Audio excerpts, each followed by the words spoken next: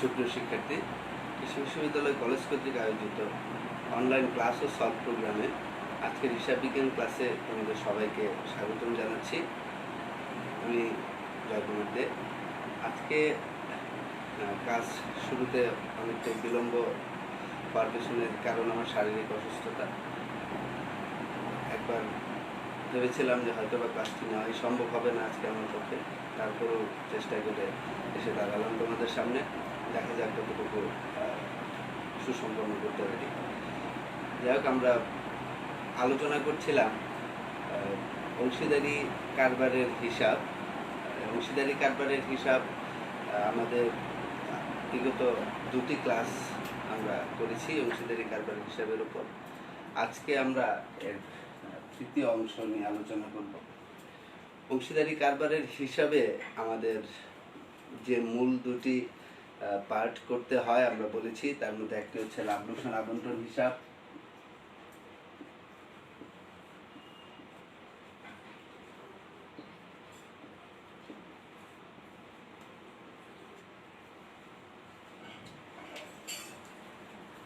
অন্যটি হচ্ছে অংশীদারদের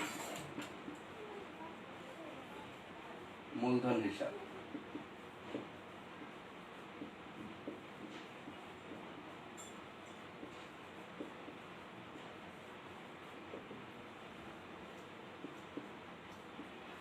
এই দুটি পার্ট আমাদের করতে হয়। যে অংশীদারি কারবারের হিসাব করতে গেলে আমি আমাদের প্রতি ক্লাসেই তোমাদেরকে এই দুটি পার্ট সম্পর্কে ধারণা দিচ্ছি।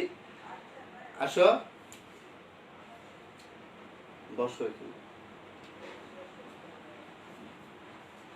লাভ লোকসান আবন্টন হিসাব এবং অংশীদারদের মূলধন হিসাব, এই দুটি পার্ট সম্পর্কে আমি বারবারই তোমাদেরকে বলছি, কারণ হচ্ছে যে লাভ লোকসান আবন্টন হিসাব যেটি আমাদের, সেটিতে আমরা কি করব এবং অংশীদারদের মূলধন হিসাব সেখানে আমাদের কি করতে হয়, এই মূলত দুটি জিনিস যদি আমরা ক্লিয়ার থাকি, আমাদের যদি এই দুটো অংশের কার্যাবলী সম্পর্কে কোনো ধরনের কনফিউশন না থাকে, তাহলে আমরা কি করতে পারি, তোমার সহজেই এই অঙ্কটি করতে পারবো এবং আমাদের কোথাও কোনো প্রবলেম থাকবে না। তেমন লাভ লোকসান আবন্টন হিসাবের ক্ষেত্রে আমরা যখন কাজ করব তখন আমরা মাথায় রাখবো যে এখানে আমাদেরকে একটি নিট লাভ দেয়া থাকবে উদ্দীপকে, এবং আরও কিছু বিষয় উল্লেখ থাকবে যেগুলো সমন্বয় করা হয়নি।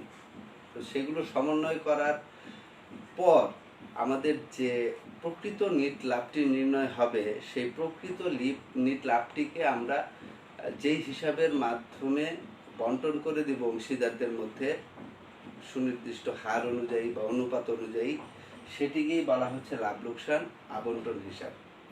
আর অংশীদারদের মূলধন হিসাবে আমরা বলেছি যে অংশীদাররা কে কত পাবে প্রতিষ্ঠানের কাছে, সেটি নির্ণয় করাই হচ্ছে অংশীদারদের মূলধন হিসাবের কাজ। এখানে আর কিছু নয়, শুধুমাত্র অংশীদারদের মূলধন হিসাবে আমরা অংশীদাররা যা কিছু দেবে প্রতিষ্ঠানকে, অর্থাৎ মূলধন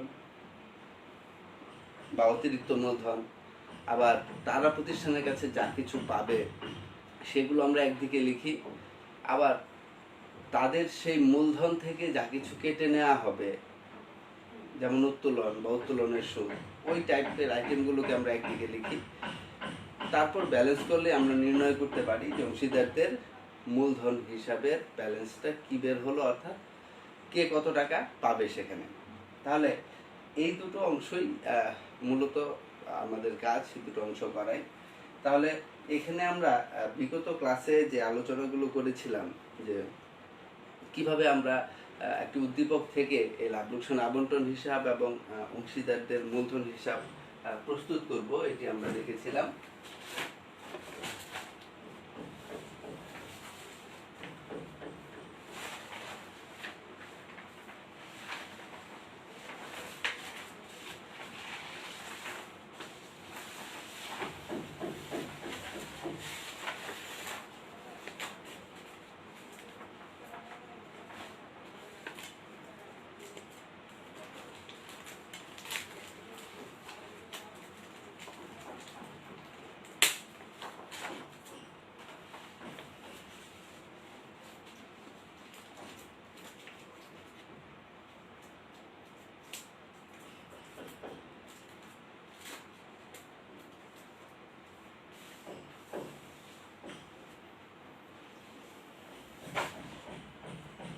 প্রিয় শিক্ষার্থী, দেখো আমরা লাস্ট ক্লাসে যে আলোচনাটা করেছিলাম তোমাদের উত্তোলনের সুদের ব্যাপারে, সেখানে অনেক আলোচনা ছিল। আমরা বলেছিলাম যে আসলে এই উত্তোলনের সুদের যে বিষয়টি, যে উত্তোলনের সুদের ব্যাপারটিতে আমরা অনেকগুলো পয়েন্ট থাকে, অনেকগুলো নিয়ম থাকে যেগুলো কিনা খুব গুরুত্বপূর্ণ এই অংশীদারি কারবারের মূলধনের ক্ষেত্রে। যে অংশীদারি কারবারের মূলধনের ক্ষেত্রে উত্তোলনের সুদের বিষয়টিকে মাথায় না রাখলে আমাদের অনেক ক্ষেত্রেই অনেক ভুল হয়ে যেতে পারে। তো এই কারণে আমরা এই বিষয়টিকে অধিকতর গুরুত্ব প্রদান করব এই বিষয়টিতে, এবং আমরা যেই বিষয় কিছু শিখেছিলাম উত্তোলনের সুদ সংক্রান্ত, সেগুলো আমাদের মনে আছে কিনা তাই আমরা একটু আবার পুনরালোচনা করে দেখব। আমরা দেখব যে তোমাদের কতটুকু খেয়াল আছে সেটি। আমি বলেছিলাম যে উত্তোলনের সুদের ক্ষেত্রে যে নির্দিষ্ট তারিখ দেয়া না থাকলে 6 মাসের সুদ ধার্য করতে হবে। বলা হয়েছে যদি নির্দিষ্ট তারিখ দেয়া না থাকে, অর্থাৎ উত্তোলনটি কবে করা হলো, উত্তোলনটি কবে করা হয়েছে, যদি সেটির সুনির্দিষ্ট তারিখ উল্লেখ না থাকে, তাহলে কি করতে হবে? আমাদের 6 মাসের সুদ ধার্য করতে হবে। যেমন বলা থাকে যে অংশীদাররা প্রত্যেকে সারা বছর ধরে 5,000 টাকা উত্তোলন করলো। তাহলে অংশীদাররা সারা বছর ধরে উত্তোলন করলো কথাটির মানে হচ্ছে যে কে কখন উত্তোলন করেছে সেটি কিন্তু সুনির্দিষ্টভাবে সেখানে বলা নেই। তাহলে ওই রকম ক্ষেত্রে আমাদের মনে করে নিতে হবে যে অ্যাভারেজ ধরতে হবে একটা, যে 6 মাসে একটা অ্যাভারেজ সুদ আমরা তখন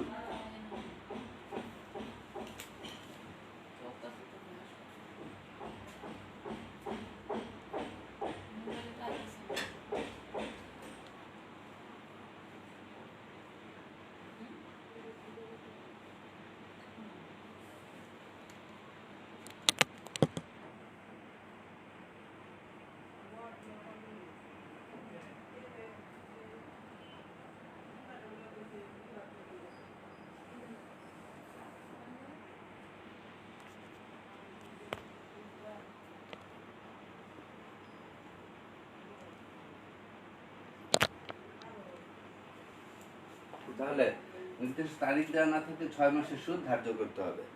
আবার প্রতি মাসের শুরুতে উত্তোলন করলে, যে প্রতি মাসের শুরুতে উত্তোলন করলে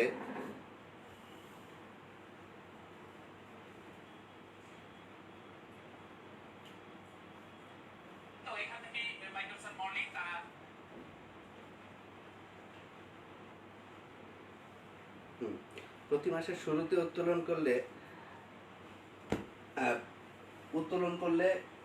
কি হবে, প্রতি মাসের মাঝামাঝি উত্তোলন করলে কি হবে, এবং প্রতি মাসের শেষে উত্তোলন করলে কি হবে, এই বিষয়গুলো আমি স্পষ্ট করে তোমাদেরকে দেখিয়েছিলাম লাস্ট ক্লাসে কিভাবে করতে হবে। এখানে শুধুমাত্র আমি সেটি লিখে রেখেছিলাম যে প্রতি মাসের শুরুতে উত্তোলন করলে আমরা বলেছিলাম যে সেখানে যেটি করতে হয় যে প্রথম উত্তোলনটি, যেটি প্রথম মাসের উত্তোলনটি অংশীদারের কাছে কত সময় ধরে থাকবে, এবং শেষ যে উত্তোলনটি সেটি কত সময় ধরে থাকবে, এই দুটি যোগ করব, তাকে 2 দিয়ে ভাগ করব, তাহলে বের হয়ে যাবে কত মাসের সুদ ধার্য করতে হবে। তো সেই ক্ষেত্রে দেখা যাচ্ছিল যে প্রতি মাসের শুরুতে যদি উত্তোলন করা হয়, তাহলে প্রথম যে উত্তোলনটি সেটি অংশীদারের কাছে 12 মাস জুড়েই থাকে উক্ত হিসাবকালে।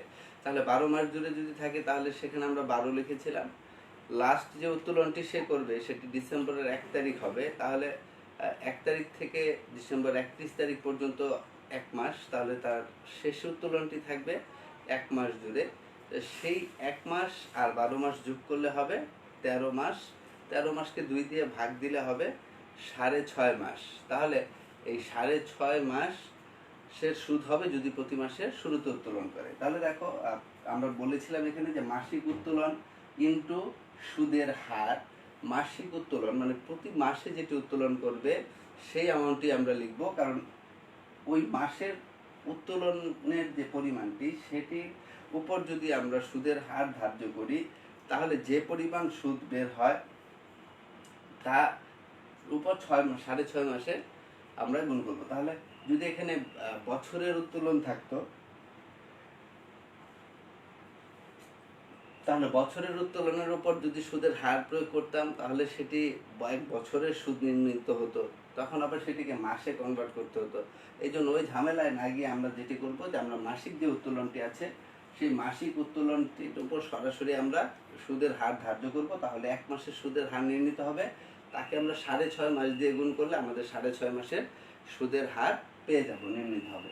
তারপর এখানে প্রতি মাসের মাঝামাঝিতে করলে 6 মাস, প্রতি মাসের শেষে উত্তোলন করলে 5.5 মাস। আমি বলেছিলাম তোমাদেরকে সহজে মনে রাখার জন্য আমরা যেটি করতে পারি যে প্রতি মাসের শুরুতে হলে 6.5 মাস, প্রতি মাসের মাঝামাঝি যদি হয় তাহলে 6 মাস, প্রতি মাসের শেষে যদি হয় তাহলে 5.5 মাস, অর্থাৎ হাফ করে কমে আসবে।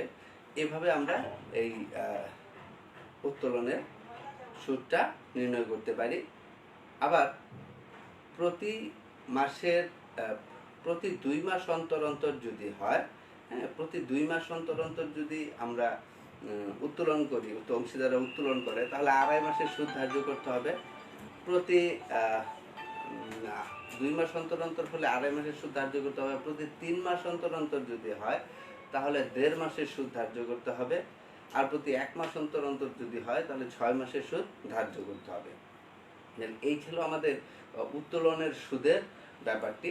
এই ক্ষেত্রে তোমরা মনে রাখবে যে খুব কঠিন কিছু না, এইটুকু নিয়ম। একটু কয়েকটা ফ্যাক্টর এখানে আছে, আসলে কয়েক ধরনের সময়ের কথা এখানে উল্লেখ আছে, কিন্তু এর বাইরে আসলে তেমন কিছুই থাকে না। শুধুমাত্র এইটুকুই যদি তোমরা মাথায় রাখো, আশা করি 100% কমন পড়বে এখান থেকেই। উত্তোলনের সুদ সংক্রান্ত এর বাইরে আর তেমন কিছু বলা থাকে না। তাহলে 3টা জিনিস এখানে মনে রাখার জন্য তোমরা একটু গুরুত্ব সহকারে দেখবে, বিবেচনা করবে। যেমন একটা হচ্ছে যে প্রতি মাসের শুরুতে উত্তোলন করলে 6.5 মাস, প্রতি মাসে মাঝামাঝি উত্তোলন করলে 6 মাস, শেষে উত্তোলন করলে 5.5 মাস, 2 মাস অন্তর অন্তর উত্তোলন করলে 2.5 মাসের সুদ, 3 মাস অন্তর অন্তর উত্তোলন করলে 1.5 মাসের সুদ, আর 1 মাস অন্তর অন্তর উত্তোলন করলে 6 মাসের সুদ। এই হচ্ছে উত্তোলনের সুদের ব্যাপারটি। আমরা ঋণের সুদের ব্যাপারে তোমাদেরকে বলেছিলাম যে ঋণের সুদের ব্যাপারে যেটি করতে হবে আমাদের, যে যদি ঋণের সুদের কথা বলা থাকে তাহলে আমরা ঋণ যদি বলা থাকে যে ঋণ গ্রহণ করা হয়েছে, তাহলেই কি করতে হবে? ঋণ গ্রহণ করলেই ঋণের উপর সুদ ধার্য করতে হবে। কত সময়ের সুদ ধার্য করতে হবে? 6% হারে 6 মাসের 6% হারে 6 মাসের সুদ ধার্য করতে হবে। 6% হারে 6 মাসের সুদ ধার্য করতে হবে ঋণের উপর। মুনাফা বন্টনের হার যদি উল্লেখ না থাকে তাহলে আমরা কি করব? সমহারে অংশীদারদের মাঝে মুনাফা বন্টন করব। এই যে আমরা বলেছিলাম যে যদি হার দেওয়া থাকে তাহলে আমরা সেই হার অনুযায়ী করব, আর যদি না দেওয়া থাকে তাহলে আমরা সমহারে অংশীদারদের মধ্যে বন্টন করব। এই মুনাফা বন্টনের হারের একটি আলোচনা আমরা করছিলাম আমাদের লাস্ট ক্লাসে, শেষ ক্লাসটাতে আমরা সেখানে দেখিয়েছিলাম তোমাদেরকে যে কিভাবে আমরা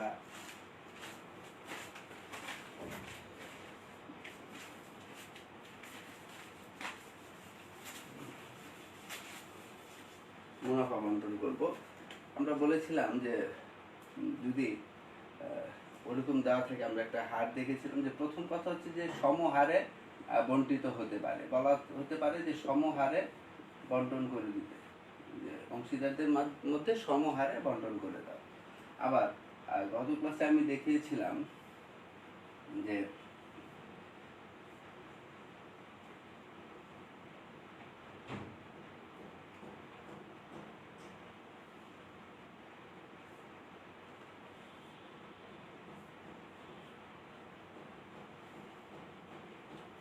এরকম থাকতে পারে যে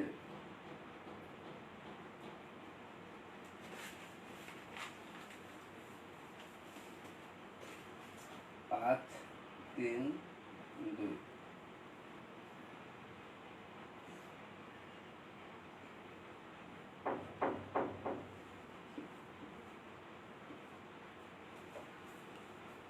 অর্থাৎ এটা দেখিয়েছিলাম আমি যেভাবে, যে এটা তো অংশ হিসেবে বলা আছে যে মুনাফা বন্টনের অংশ, যে মুনাফা বন্টনের অংশ কত হবে? 10/5, 10/3, 10/2। এটা এভাবে সরাসরি অংশতেও বলা থাকতে পারে, আবার এটা না বলে অনুপাতেও বলা থাকতে পারে যে 5:3:2, 5:3:2, অর্থাৎ 5:3:2। আমরা বলেছিলাম যে যখন এরকম অনুপাত আকারে দেওয়া থাকবে, বেশিরভাগ ক্ষেত্রেই দেওয়া থাকতে পারে যে অংশীদারদের মধ্যে এত অনুপাতে মুনাফা বন্টিত হবে। তো এই অনুপাতটিকে 5:3:2 আমাদের যখন আমরা মুনাফাটা বন্টন করব, তখন আমাদের মূলত এরকম ভগ্নাংশ অংশ দরকার, যে কত ভাগের কত অংশ। অর্থাৎ ধরো 5:3:2 দেওয়া আছে, এখন আমাদের মুনাফা যদি হয় 10,000 টাকা, তাহলে আমরা এটিকে কিভাবে বন্টন করব?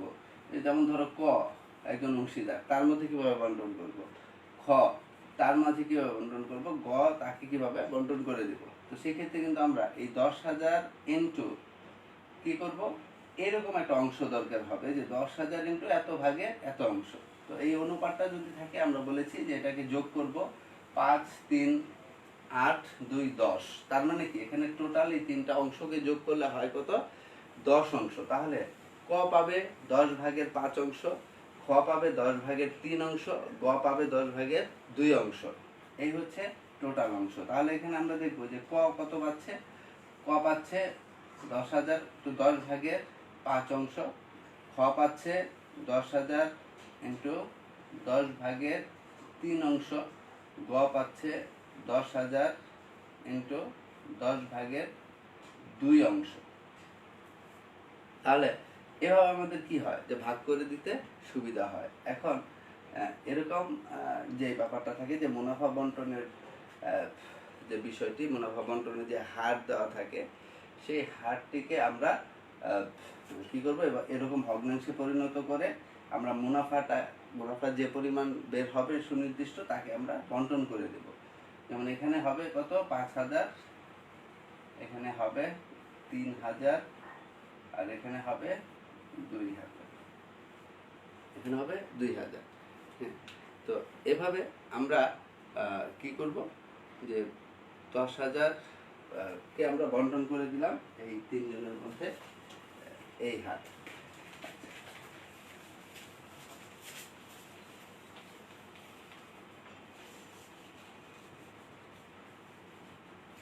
দেখো এখানে যখন এরকম ভাবে মুনাফার অংশ দেওয়া থাকবে যে 10 ভাগের 5, 10 ভাগের 3 বা 10 ভাগের 2, তখন আমরা এটাকে কি বলতে পারি, যে কত অনুপাতে বন্টন করে দিতে বলছে, 5:3:2, তাই না? যে 5:3:2, অর্থাৎ যখন এই লবগুলো সমান থাকে, আমরা জানি উপরেরটাকে বলা হয় হর, নিচেরটা হচ্ছে লব। তাহলে এই যে লবগুলো যখন সমান থাকে, একই থাকে, তখন উপরের যে হরগুলো সেটাই আমরা অনুপাত বলতে পারি, যে 5:3:2। কিন্তু যদি নিচের লবগুলো অসমান থাকে, তাহলে কিন্তু উপরের যে হরগুলো সেটি কিন্তু অনুপাত হিসাবে আমরা বলতে পারবো না সরাসরি। তাহলে সেই ক্ষেত্রে আমাদের একটু প্রবলেম হয়। অনেক সময় দেখা যায়, যদিও এটা রেয়ার, তারপর আমি তোমাদেরকে বলে রাখছি, একটু শিখিয়ে দিচ্ছি, যে যদি এমন থাকে যে আমাদের যে অংশটি দেওয়া আছে, মুনাফা বন্টনের যে অনুপাতটি দেওয়া আছে, সেটির ক্ষেত্রে যদি আমাদের এই লবগুলো যদি অসমান হয়, তাহলে কিন্তু আমাদের যেটি করতে হবে, যে আমাদের সেই ক্ষেত্রে সেই লবগুলোকে একটা লবে, অর্থাৎ একটা সমান লবে পরিণত করে নিতে হবে। তারপর আমাদের সেই অনুপাতটি বের হবে সুনির্দিষ্টভাবে। যেমন ধরে নেওয়া যাক, যেখানে 5 ভাগের 2, 5 ভাগের 3, 3 ভাগের 2 আর 2 ভাগের 1। হ্যাঁ, আমাদের লব আর হরগুলো এরকম দেয়া আছে, আমাদের লব আর হরগুলো এরকম দেয়া আছে। তাহলে এখানে দেখো যে 5 ভাগের 3, 3 ভাগের 2, 2 ভাগের 1 যদি এই অনুপাতে মুনাফা বন্টন করে দিতে বলে, তাহলে তোমরা অনেকেই সেই ক্ষেত্রে আগেরটার মতো ভেবে নিতে পারো যে 3:2:1 হচ্ছে এখানে অনুপাত। তাহলে দেখো, তুমি যদি মনে করো যে এখানে উপরের যে হরগুলো আছে 3:2:1, তাহলে এই 3:2:1 যদি তুমি বলো তাহলে দেখো এখানে 3 আর 2 যোগ করলে হয় 5 আর 1 যোগ করলে হয় কত 6। তাহলে হিসাবে কি দাঁড়ানোর কথা 6/3, 6/2, 6/1, কিন্তু আসলে কি এখানে আছে? সেটি না, কারণ এখানে যে 6 হয় তো লবটা কি হবে, লবটা 6 হওয়া উচিত ছিল, কিন্তু এখানে কি সেটি নেই, এখানে এক একটা লব এক এক রকম আছে। তাহলে এই জন্যই এইখানে আমরা 3:2:1 অনুপাত বলতে পারবো না। আমাদের যেটি করতে হবে সেটি হচ্ছে এই নিচের যে লবগুলো, তোমরা হর আর লব চিনতে গিয়ে বা বলতে গিয়ে অনেক সময় কনফিউজড হয়ে যাও, কিন্তু সেটার জন্য আমি ছোটবেলায় অনেকেই আমরা জানি এভাবেই শিখেছিলাম, বা অনেক টিচারই আমাদেরকে এভাবে শিখিয়েছিল যে কোনটা হর আর কোনটা লব, এটা আমরা কিভাবে বলবো। তো সেক্ষেত্রে বলা হয়েছিল যে দুধের স্বর থাকে দুধের উপরের অংশে। তো এই স্বরকে আমরা আঞ্চলিকভাবে অনেকেই হর বলি। তো সেই স্বর আর হর এটিকে মিলিয়ে বলা হচ্ছে যে এই 3:2:1 যেটি উপরের অংশে আছে, অর্থাৎ এটি হচ্ছে উপরের দিকে জমেছে, এটি হচ্ছে হর অর্থাৎ দুধের স্বর। তো এই 3:2:1 এই উপরের যে অংশটি সেটিকে আমরা বলবো হর, আর নিচেরটিকে আমরা বলবো লব। এখন দেখো এখানে আমরা এটাকে কিভাবে মিল করব বা কিভাবে মিলাবো। এই 5:3:2 আমরা এই তিনটি জিনিসকে দেখো এখানে আরেকটু সহজ করে দিই।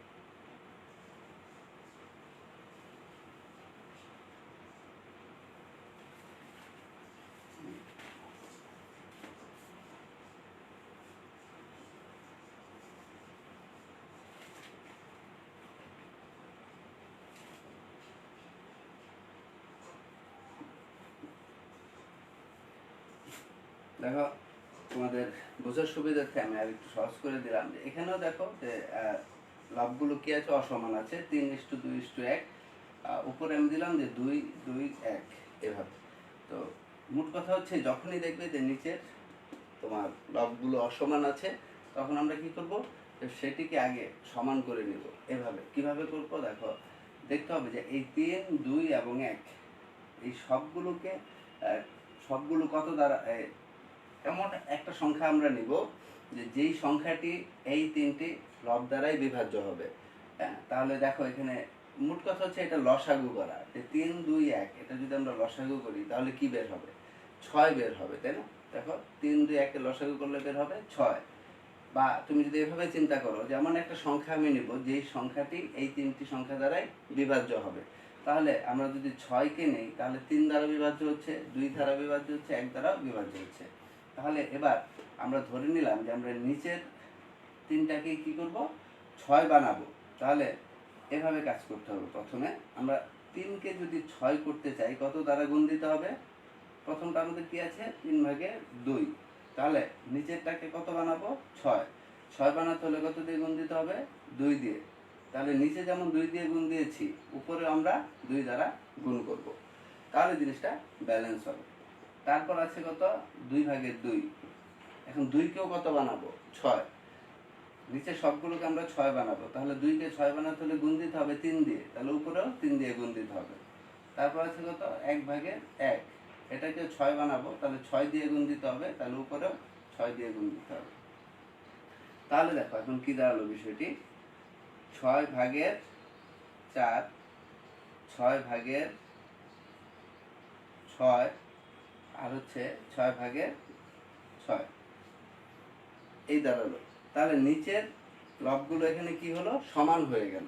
এবার আমি বলতে পারি এখানে অনুপাতটি হচ্ছে 4:6:6। অর্থাৎ যে পর্যন্ত নিচের লবগুলো সমান না হবে সেই পর্যন্ত আমরা এটিকে এইভাবে অনুপাত আকারে বলতে পারবো না। তাহলে যদি আমাদের মুনাফা বন্টনের অনুপাত যেটি দেওয়া থাকবে সেটির ক্ষেত্রে আমরা মুনাফা বন্টনের যে অংশটি দেওয়া থাকবে আমরা যদি দেখি যে এটি অসমান, তাহলে কিন্তু আমাদের এইভাবে এটিকে সমান করে নিতে হবে।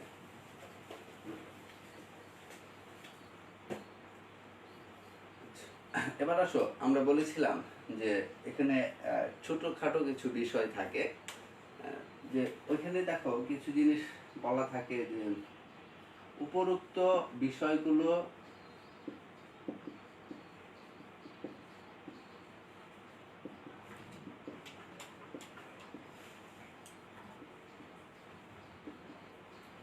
সমন্বয়ের পূর্বে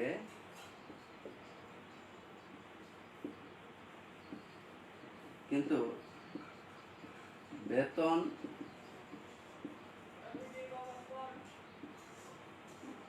ডেবিট করার পর নেট মুনাফা দাঁড়ায় 1,00,000 টাকা। যে উপরোক্ত বিষয়গুলো সমন্বয়ের পূর্বে কিন্তু বেতন ডেবিট করার পর, অথবা এখানে বলা থাকতে পারে যে বেতন চার্জ করার পর, অথবা বেতন সমন্বয়ের পর, তাহলে আমাদের মুনাফার পরিমাণ দ্বারা এত টাকা। এই বিষয়টি বা এই কথাটি আমরা অনেক অঙ্কেই দেখে থাকি যে আসে এরকম, যে আমাদের যে উপরোক্ত যে বিষয়গুলো, অর্থাৎ উদ্দীপকে আমাদের যে বিষয়গুলো দেওয়া থাকবে সেই বিষয়গুলো সমন্বয়ের পূর্বে কিন্তু বেতন ডেবিট করার পর, তাহলে বেতন ডেবিট করার পর বা বেতন চার্জ করার পর বা বেতন সমন্বয় করার পর, এই কথাটির মানে হচ্ছে যে বেতনকে অলরেডি খরচ হিসাবে দেখানো হয়ে গেছে, বেতনকে অলরেডি লাভ লোকসান হিসাবে লিপিবদ্ধ করা হয়ে গেছে, বেতনকে অলরেডি সমন্বয় করা হয়ে গেছে। এই কথাটি যখন বলবে তখন আমরা যে কাজটি করব সেটি হচ্ছে যে আমরা লাভ লোকসান আবন্টন হিসাবে যে বেতনটি লিখি, সেই লাভ লোকসান আবন্টন হিসাবে তখন কিন্তু আমাদের আর সেই বেতনটি দেখাতে কি হবে না, কারণ অলরেডি বেতনকে কি করা হয়েছে, ডেবিট করা হয়ে গেছে, বা বেতনকে অলরেডি চার্জ করা হয়ে গেছে বা সমন্বয় করা হয়ে গেছে। তাহলে আর লাভ লোকসান আবন্টন হিসাবে আমরা তখন বেতনটিকে দেখাবো না। কিন্তু বেতনটি যদি নগদে উত্তোলন করা না হয়ে থাকে, অর্থাৎ সেই বেতনটি যদি অংশীদাররা প্রতি মাসেই সাথে সাথে যদি উত্তোলন না করে থাকে, তাহলে সেটি কি অংশীদারদের মূলধন হিসাবে যাবে, তাই না? সেটি অংশীদারদের মূলধন হিসাবে যাবে। যে আমরা দেখিয়েছিলাম তোমাদেরকে যে এই যে অংশীদারদের মূলধন হিসাব, অংশীদারদের মূলধন হিসাবে যে দুটো দিক থাকবে, একটা ডেবিট এবং একটা ক্রেডিট। তো ক্রেডিট দিকে আমরা কি করি, যে মূলধন নামে প্রথমেই ক্রেডিট পাশে আমরা মূলধন নামে কার কত টাকা মূলধন আছে সেটি লিপিবদ্ধ করি। তারপর যদি অতিরিক্ত মূলধন নিয়ে আসে তাহলে সে অতিরিক্ত মূলধনটি আমরা এখানে লিপিবদ্ধ করি। তারপরে আমরা কি করি, লাভ লোকসান আবন্টন হিসাব হতে যে যে আইটেমগুলো এখানে আসা, যেমন তারা যা যা পাবে অংশীদাররা, যেমন মূলধনের সুদ, বেতন, তারপর হচ্ছে কমিশন, মুনাফার অংশ, এগুলো আমরা এই পাশে লিখি। তাহলে এখানে আমরা কি করব, যে বেতন যদি ডেবিট করা হয়ে থাকে তাহলে বেতন ডেবিট করা মানে হচ্ছে যে বেতনটিকে লাভ লোকসান আবন্টন হিসাবে আর দেখাতে হবে না, সেটা অলরেডি লাভ লোকসান হিসাবে দেখানো হয়ে গেছে। তাহলে বেতনটিকে আমরা কি করব, তখন লাভ লোকসান আবন্টনে না দেখিয়ে অংশীদাররা যার বেতনটি পাবার কথা তার হিসাবে আমরা অংশীদারদের মূলধন হিসাবে দেখাবো। তাহলে এই যে বেতন ডেবিট করার পর বা চার্জ করার পর যে কথাটি বলা হয়, সেটি যদি বলা হয় তাহলে আমরা বুঝে নিব যে এটি অলরেডি লাভ লোকসান আবন্টন হিসাবে, মানে লাভ লোকসান হিসাবে দেখানো হয়ে গেছে, যেটি কিনা আর নতুন করে দেখানোর দরকার হবে না। তাহলে আমরা এই ক্ষেত্রে এই কাজটি করব। আবার যদি বলা থাকে যে বেতন ডেবিট করার পর এবং বেতনের ব্যাপারটি যদি বলা থাকে যে অংশীদাররা প্রতি মাসেই সেটি নগদে উত্তোলন করে নেয়, তাহলে তো আর অংশীদাররা সেটি পাবে না প্রতিষ্ঠানের কাছে। তাহলে সেক্ষেত্রে আমরা সেই বেতনটিকে কিন্তু আর অংশীদারদের মূলধন হিসাবেও দেখাবো না। তার মানে তখন কোথাও বেতনটি যাবে না, কারণ অলরেডি ডেবিট করা হয়েছে, মানে লাভ লোকসান হিসাবে দেখানো হয়ে গেছে, এই জন্য আবন্টন হিসাবে আসবে না। আবার অংশীদাররা নগদে উত্তোলন করে নিয়ে গেছে মানেই হচ্ছে অংশীদাররা তো আর এই টাকাটা প্রতিষ্ঠানের কাছে পাচ্ছে না, তাহলে সেটি কোথাও যাবে না। তো এই বেতনের ব্যাপারটিতে এই আইটেমটি, এই হিসাবটি বা এই ধরনের কন্ডিশনটি থাকে, অনেক অঙ্কের ক্ষেত্রেই থাকবে, তোমরা দেখবে। তো এটি আমাদের একটা দেখার বিষয়, বুঝতে হবে। আবার হচ্ছে আরেকটা বিষয় দেখো,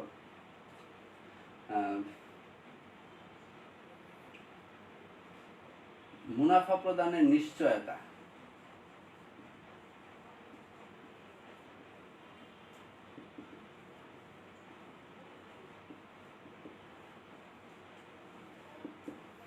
এটা একটা গুরুত্বপূর্ণ পয়েন্ট অংশীদারি কারবারের ক্ষেত্রে, যে মুনাফা প্রদানের নিশ্চয়তা। অনেক সময় দেখা যায় যে একটা প্রতিষ্ঠানে দুজন অংশীদার, তো সেই দুজন অংশীদার তৃতীয় আরেকজন অংশীদারকে এই প্রতিষ্ঠানে নিয়ে আসতে যাচ্ছে, প্রতিষ্ঠানে তাকে ইনভলভ করতে যাচ্ছে।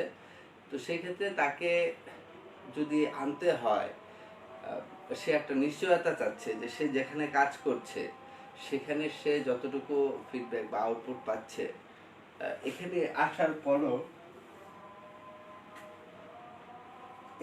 পরও সে ততটুকু আউটপুট পাবে কিনা, বা মিনিমাম একটা মুনাফা সে পাবে কিনা, সেটি সে প্রত্যাশা করে এবং সেটি সে আশা করে, সেটা একটা নিশ্চয়তা সে চায়। তখন হয়তোবা ধরো ক ও খ এই দুজন মিলে গ নামক অংশীদারকে নিয়ে আসতে চাচ্ছে। গ নামক অংশীদারকে নিয়ে আসতে চাচ্ছে কে মিলে? ক এবং খ। তো গ যেখানে এখন কাজ করে সেখানে সে ধরে নাও 8,000 টাকা বেতন পায়। তাহলে সে যেহেতু 8,000 টাকা বেতন পায় সেখানে, তাহলে সে এই নতুন প্রতিষ্ঠানে এলে যদি 1 টাকাও বেতন না পায় বা লস হয়, তার অংশীদার হিসাবে আসবে সে, তাহলে তার সংসার কিভাবে চলবে? এই ভয়ে সে হয়তোবা তাদেরকে বলেছে যে আমাকে একটা নিশ্চয়তা দেওয়া যায় কি, আমি তোমাদের প্রতিষ্ঠানে এলে পরে আমি কতটুকু মুনাফা পাবো, বা আমি নিশ্চিতভাবেই কিছু পাবো কিনা। তখন এই ক খ মিলে তাকে বললো যে হ্যাঁ, আমরা বলছি, তুমি মিনিমাম নিশ্চয়তা দিচ্ছি যে তুমি 8,000 টাকা মুনাফা পাবে।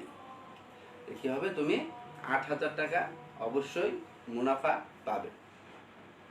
তাহলে এখন 8,000 টাকা মুনাফা পাবে, এটা ক আর খ মিলে তাকে বলল।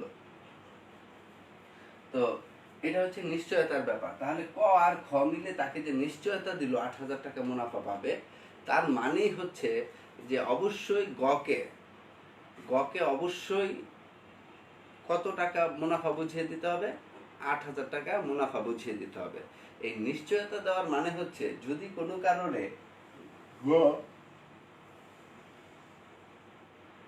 কারণে গ 8,000 টাকা মুনাফা না পায়, মানে কিছু কম পায়, তাহলে যতটুকু কম পড়বে সেটি ক আর খ তাদের মুনাফার অংশ থেকে ম্যানেজ করে দিবে। তাদের মুনাফার অংশ থেকে কেটে নিয়ে হলেও গকে 8,000 টাকা বুঝিয়ে দিতে হবে।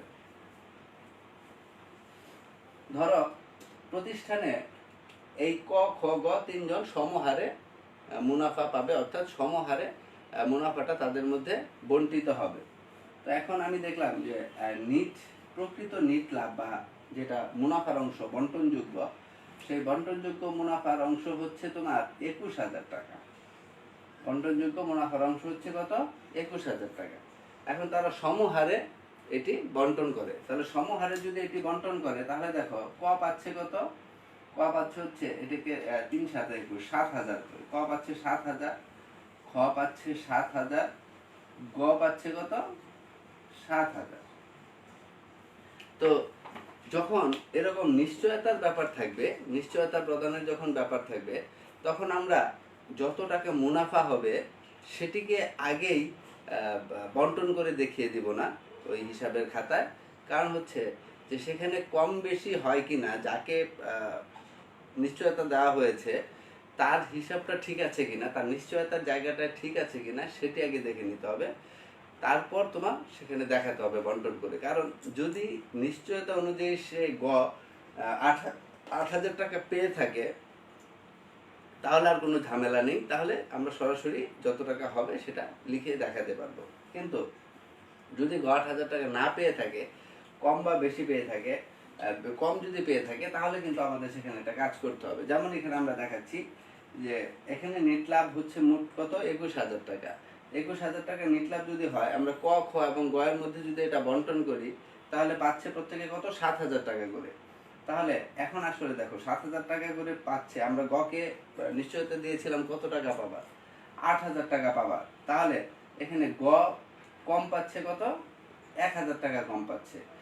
এই 1,000 টাকা যে ঘাটতি, মানে গ এর ক্ষেত্রে গকে 8,000 টাকা দেওয়ার কথা, কিন্তু সে পেয়েছে 7,000। তাহলে 1,000 টাকা যে ঘাটতি, এটা কে দিবে? 1,000 টাকা যে ঘাটতি এটা দিবে ক এবং খ দুইজনে মিলে সমানভাবে।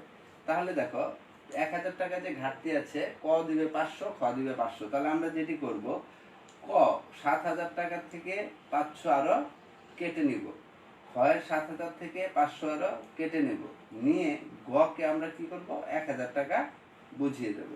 তাহলে নিশ্চয়তার ব্যাপারটি ঠিক থাকে কিনা বলো। তাহলে এবার দেখো ক পাচ্ছে কত, 6,500, খ পাচ্ছে কত, 6,500 এবং গ পাচ্ছে কত, 8,000। তাহলে নিশ্চয়তা অনুযায়ী কি হলো, যে গ 8,000 টাকা পাবার কথা, 8,000 টাকা পেল। আর এখানে 1,000 টাকা কম ছিল ওই হিসাবে নেট লাভ যেটি হয়েছিল, কিন্তু সে 1,000 টাকার নিশ্চয়তা যেহেতু দিয়েছিল ক এবং খ, সে 1,000 টাকা তাদের অংশ থেকে কেটে নেওয়া হয়েছে। আবার অনেক সময় অঙ্কে এমন থাকতে পারে যে ক এবং খ দুইজনে মিলে নিশ্চয়তা না দিয়ে যে কোনো একজন হয়তো বা নিশ্চয়তা দিয়েছে। ধরে নাও ক যদি নিশ্চয়তা দেয়, তাহলে এক্ষেত্রে যে 1,000 টাকা এখানে ঘাটতি হয়েছিল, সেই 1,000 টাকা পুরোটা ক এর কাছ থেকে কেটে নেওয়া হতো, যে 7,000 থেকে 1,000 বাদ যেত, 6,000 টাকা পেত ক। অর্থাৎ যে নিশ্চয়তা দিবে ভর্তুকিটা তাকেই দিতে হবে। যদি কোনো কারণে কম পড়ে তাহলে সেই ভর্তুকিটা যে নিশ্চয়তা প্রদানকারী তাকেই কিন্তু দিতে হবে। তো এটা হচ্ছে ব্যাপার একটা। তো এই জিনিসটাও একটা ইম্পর্টেন্ট জিনিস, এটাও আমরা খেয়াল রাখবো।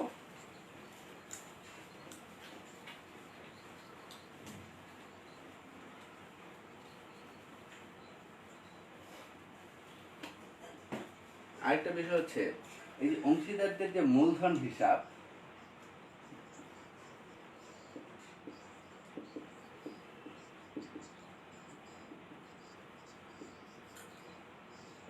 এটি আসলে দুই প্রকার। একটি হচ্ছে স্থির বা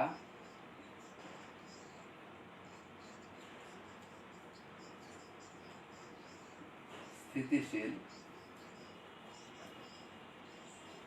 আরেকটি হচ্ছে পরিবর্তনশীল। অংশীদারদের মূলধন হিসাব যেটি, এটি দুইটি পদ্ধতিতে করা হয়। একটি হচ্ছে স্থির বা স্থিতিশীল পদ্ধতি, আরেকটি হচ্ছে পরিবর্তনশীল পদ্ধতি। তাহলে এই যে দুটি পদ্ধতি তোমাদেরকে অনেক ক্ষেত্রেই বলতে পারে যে অংশীদারদের মূলধন হিসাব যেটি, সেটি পরিবর্তনশীল পদ্ধতিতে তৈরি করো বা স্থির বা স্থিতিশীল পদ্ধতিতে তৈরি করো। দেখো আমি একটু তোমাদেরকে এখানে বলে দিচ্ছি।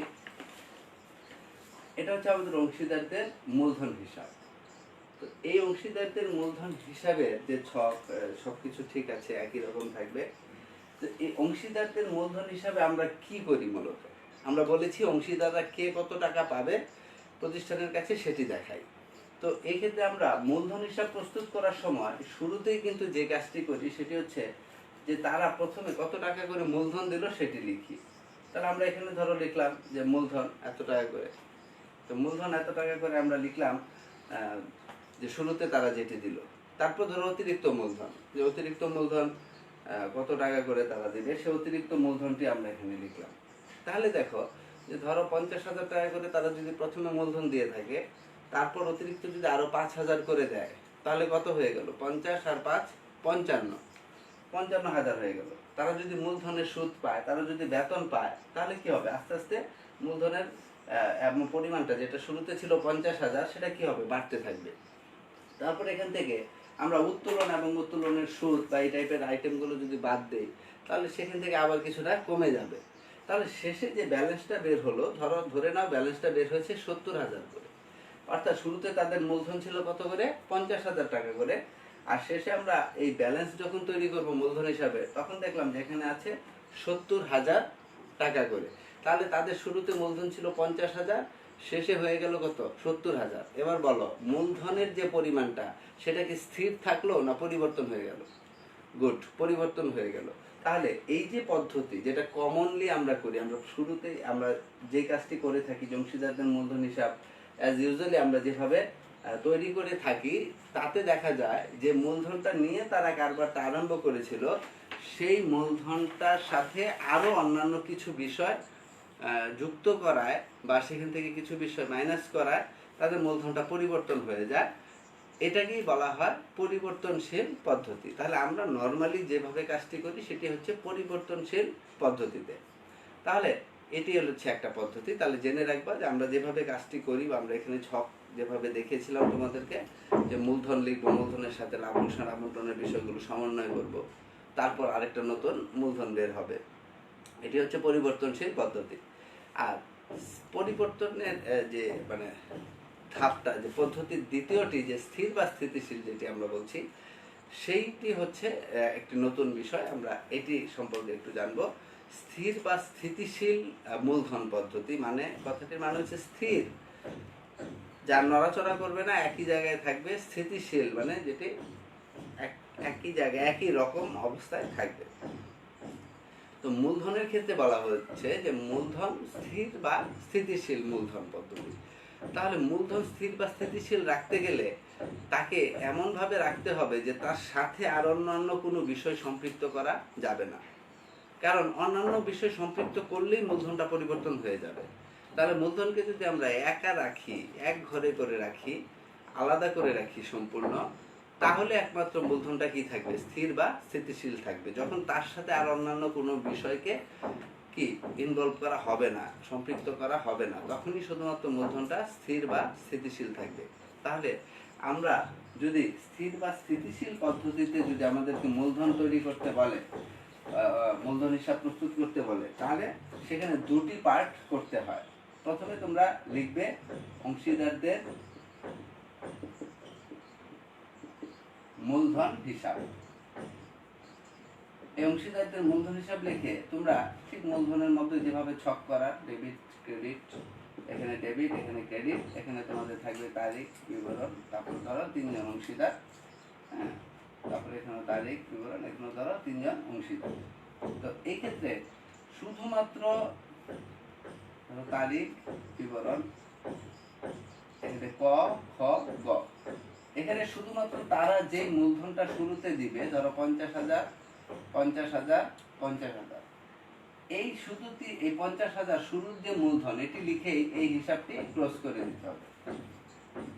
তাহলে অংশীদারদের মূলধন হিসাব যদি আমাকে স্থির বা স্থিতিশীল পদ্ধতিতে করতে বলে, তাহলে অংশীদাররা যেই মূলধনটা নিয়ে কারবারটা আরম্ভ করেছে, সেই মূলধনটিকে শুধুমাত্র দেখিয়ে আমরা হিসাবটাকে ক্লোজ করে দেব।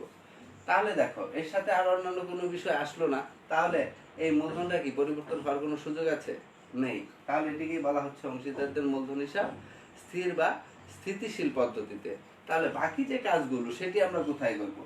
ঠিক সেম এভাবে আমরা আবার অংশীদারদের মূলধন হিসাবের আরেকটি ঘর তৈরি করব। তারিখ বিবরণ, এখানে অংশীদারদের টাকা, এখানে তারিখ বিবরণ, এখানে অংশীদারদের টাকা। এভাবে আমরা আরেকটি ঘর তৈরি করব অংশীদারদের মূলধন হিসাবে করে। ওই যে মূলধনটা ছাড়া বাকি যা কিছু আছে, মূলধনের অংশটি ছাড়া লাভ লোকসান আবন্টন হিসাব থেকে আনার মতো আমাদের যা কিছু আছে, লাভ লোকসান আবন্টন হিসাব থেকে আমরা যা কিছু নিয়ে আসা, সেগুলোকে আমরা আলাদা একটা হিসাবে দেখাবো। সেম ওইভাবেই এটার নাম দিব আমরা অংশীদারদের চলতি হিসাব।